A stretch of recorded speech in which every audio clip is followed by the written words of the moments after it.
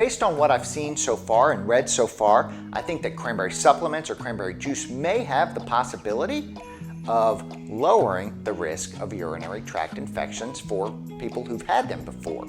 Now, there are certainly a lot of questions that still need to be answered. The first, and I think we can answer this, is why do cranberry pills or cranberry juice work? And the reason is that high-dose cranberry juice or cranberry pills have something called PACs in them. A PAC is a Proanthocyanidin.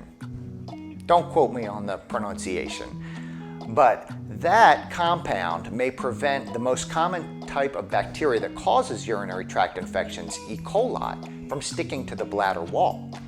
So we have a real good mechanism of action for the possibility of why that works. How much cranberry supplement do you need to take? We don't know. Does cranberry juice work better than cranberry pills? Or does cranberry pills work better than cranberry powder? Or are they all the same? We just don't know.